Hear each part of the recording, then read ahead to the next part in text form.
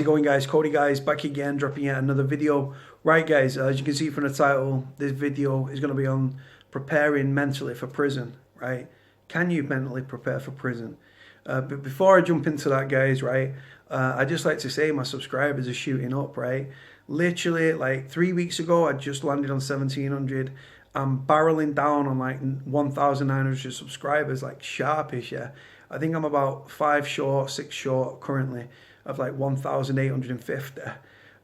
Guys, I'm a thick uneducated street kid, right? And the amount of messages, right? DMs, Facebook messages, fucking tweets, direct messages on Twitter, emails and stuff asking for either help, right, or advice, or students asking me questions and stuff. Guys, let me just drop it on you, right? I ain't no expert on anything. I'm an expert in my own life, right? That is it. I'm not academic. I've got no academic qualifications, but I've got a lot of life experience and stuff, and with that brings knowledge and stuff. And people keep asking me, why do you keep doing videos? Why do you keep talking about prison? Why do you talk about crime? Why do you keep going on and on about prison? One, because it's something that I know about. If you have got knowledge through life experience, right, up here, right, what is the point of having that knowledge if you're not going to help, educate, and advise people and try and steer people away, or at least people that are looking down the barrel of a prison sentence? Why not help them? I don't get paid for these videos. I don't have sponsorship on my videos, right? I don't even monetize most of my videos and stuff because, like I say, it's not really worth a while, because the revenue and stuff like that is like you get a couple of pence, you know what I'm saying? It's not I don't do it for monetary gain. My advice, my time is free. If someone takes the time to leave a comment asking me to do a video on a certain subject, I'll do a video on that certain subject. If somebody drops me an inbox on Facebook asking for help or advice, I will take the time, because they've taken the time to correspond with me, so I will take the time to correspond with them. It's like I say, and it's the same with video ideas and stuff. It's like if someone direct message me, I get students asking me, oh, can I do a phone interview with you about, I'm doing a dissertation or on a certain subject and stuff. I would like your overview. I would like your input and stuff. And obviously, your time costs absolutely nothing. Like I say, guys, with the interviews and stuff, I've stepped back from doing interviews. I'm not interested in doing interviews. I'm not interested in being on TV and stuff. Right? It used to be cool, man. When you first get into doing TV interviews and stuff on a certain subject, it's cool, man. Right? The more time goes on and stuff, the truth of the matter is you're being exploited by these media outlets and stuff. And I'm not interested in being exploited. I was exploited in prison. Right, I was working for for less than minimum wage. Sorry, I was working 7 days a week for a whopping £11.25, and then they took a pound off me for me. Tell you, I was being exploited in prison. Right, I've been exploited by the media. They want my time for free. They want my content. They want me to do their job for them. I'm not interested in all that shit. I like real people, man. And do you know what? I'm a people person, and like I say, I'm not a know-it-all. I know fuck all about anything.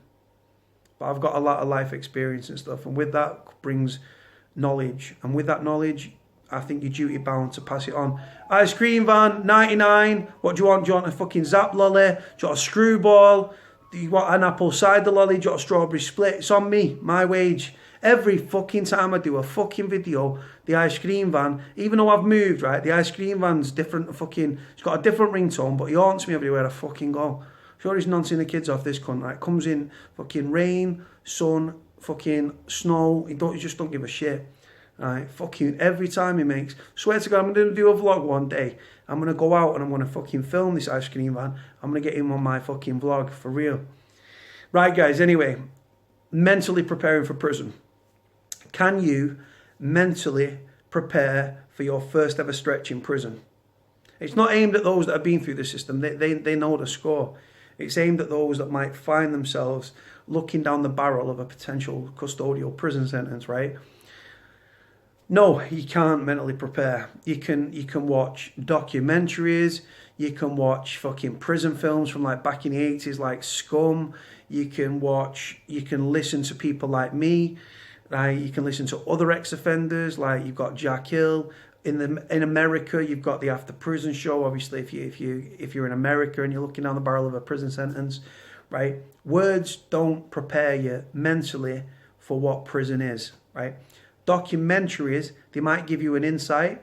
It might ready you a bit more for prison, but words from me or from a documentary or from a prison program or anything like that, right? Or anything you've seen in a film, whether it be if you're in America and you watch like The Shawshank Redemption or anything like that, or again you watch Scum, you've got to prison. You can't mentally prepare for it. It's as simple as that. It's a roller coaster of ups and downs, and it's emotional, and it's anger, and it's frustration, and it's boredom, and obviously people with mental health. And in my opinion, prisons are full of death, misery, and despair. It's as simple as that. Yes, you will have a laugh in prison. You'll meet some of the greatest people you ever meet in your life in prison. You can also make a lot of criminal connections in prison, which leads on to further crime and stuff like that. Like I say, but mentally prepare for prison? Absolutely not. I was arrested on the street on a witness intimidation charge, right, back in 2014, I believe it was, with no corroborating evidence. In the space of 12 hours, I was arrested on a Saturday afternoon about 3 o'clock. Within the space of 12 hours, they'd arrested me, questioned me, and charged me with no evidence, right? And then the police refused me bail. So I was kept in the police station Sunday into Monday morning. Monday morning, I was loaded on that sweatbox.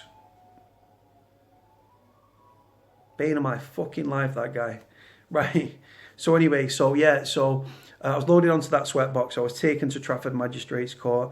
For those that don't know, Trafford's a place in Manchester. It's up past Old Trafford, Stretford, towards Altrincham Way, right? So Trafford Mags and stuff, right?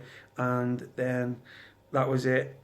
I got bail, the CPS appealed. I went straight to prison that night. I went to Strangeways, right? And I did an interview with the Manchester Evening News about, I could have done the whole bullshit macho thing what us guys do, like, oh yeah, prison's easy, right? Was I nervous?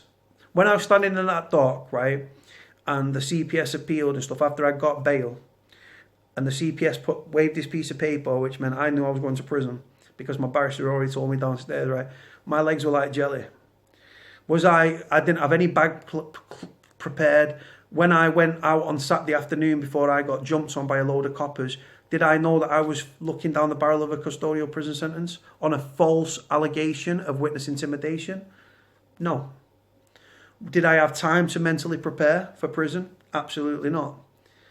And like I say, when I was in that sweatbox and stuff, and I was sat there with my head between my hands, I'd been downstairs, I'd been put in the cells and stuff, and they'd give me a sarnie, bag of crisps and a brew and some biscuits, right? I'm sat there, and then they popped my door and said, right, you're going to Strangeways because you're taking the last place on that sweatbox.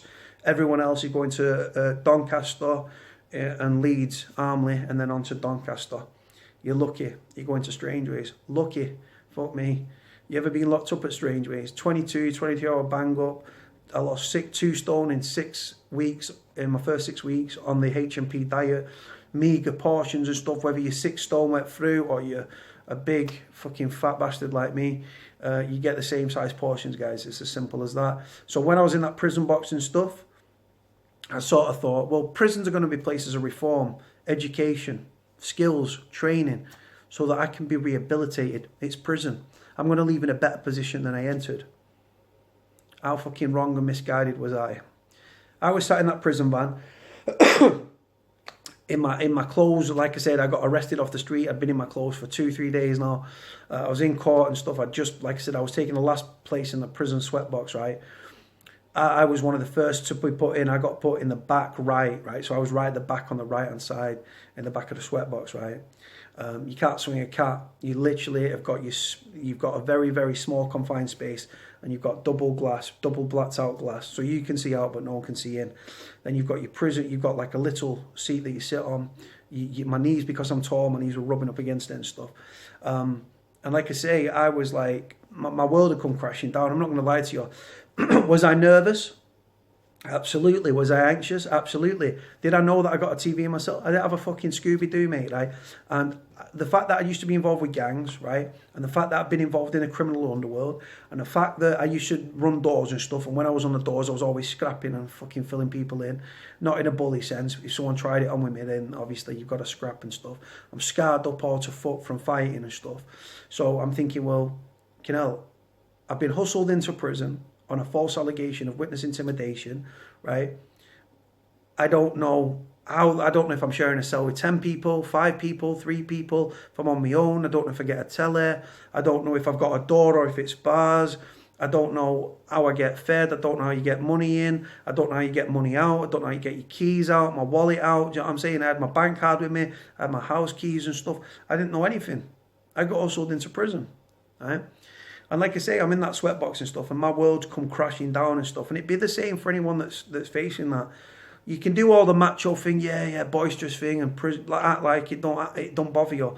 For those that are going down for the first time, when you get sent down and the judge says, right, take him down, right? Because obviously I was remanded into custody, so I was still had to go down the stairs, put into the cell, because obviously I'd come up through the stairs, through the cell, because from the sweatbox drove me to court. Court, we go through, once the door locks and stuff, then they pop you out, they handcuff you, or they take you into the cell, they uncuff you, bam, right? And that was it. So when I was in the dock and I knew I was going to prison, and I was putting that sweatbox and stuff, and that sweatbox locked behind me, I felt like my world had come crumbling down, yeah, me, right? I didn't know my head from my ass. I was sat there with my head just like proper down, yeah, me. And then the other lads get on, right, and they buoyed me up a bit, because they was like, we're going home, smashing on the cells and stuff. Miss, can we go to Mackie's drive-thru on the way back, miss? And I was just bursting out with bare jokes and stuff, right? And it lightened the mood, and it sort of brought me out of the dark place and stuff, right? Now, the prison knew me because I'd been on a documentary, and I used to go and visit Dominic, and I've actually visited other friends in Strangeways and stuff previous. But as a visitor, to actually being a prisoner, it's always to be better on the side of the table where you're not wearing a bib, i.e. not a prisoner. Right? And like I say, when you pull up at the prison and stuff, and then the bollards go down, and the big fucking gate opens and stuff, and then a security step on and stuff, and make sure that there's exactly the right amount of people and nothing's untoward. And then that door closes behind you, and then the other one opens, and then you drive through, and you park up at reception, and then they're pulling you off one at a time, yeah. They open your door a little bit, you put your arm out with your ankle, and then they handcuff you, and then they undo the latch and stuff, and then you're handcuffed to a screw, and then you go off the van and stuff, and you're being processed, and the screws know who you are, because they've seen you on the teller, and they know you've been slagging off prisons and stuff like I had been, and the fact that I was on the documentary stuff, and yeah. And then you getting stripped bollock naked and stuff, to start bollock naked, searching you, bend over, bend down and stuff, right? It's embarrassing. Like I say, it strips you, it dehumanises you, it desensitises you, it demoralises you, and prison makes you more disenfranchised than when you enter the system. The criminal justice system, guys, is as broken as those that enter it and stuff. Like I say, when I did the interview with the Manchester Evening News, which I might even do a vlog on, like I say, if I said I wasn't scared or nervous or anxious of what came, I'd be lying to you. I'm 6'4", I'm 20 odd stone, and I can fight like a good one. But if I wasn't to say that I was scared and anxious, not so much scared, probably a little bit in the back of my brain, but I was nervous and anxious because I don't know if there's people that I've fucking filled in. I don't know if it's rival gang members that I've come up against and stuff like that. I don't know if it's people that, like I say, it's a paranoid place, and there's a lot of anger in prison and stuff. I didn't know if I was on a wing with 20, 50, 120. You know what I'm saying? Strangers is a big old jail, and the wings are fucking big old wings from the ones to the fours. So from your ground floor, which is classed as your ones, to your second floor, which is technically your twos, your third, which is your twos. Hold on, I've got that wrong, Anna. Ones, twos, threes, and fours, right? And like I say. So yeah, I was nervous, man. Of course I was nervous. Of course I was anxious. I just lost my fucking freedom, man. I was hardly fucking doing somersaults and cartwheels. Not that I could anyway, because I wouldn't be able to get up again. But like I say, absolutely. But you can't mentally prepare someone for prison. You can talk to them. You can try to walk them through what goes on. But until you've been there and ridden that roller coaster, for the first time, nobody can prepare you. You can't mentally prepare for it. You can try. You can speak to people that have been in prison. You can watch documentaries. You can watch films. It still won't fully prepare you for when you land at the prison. It's as simple as that, guys.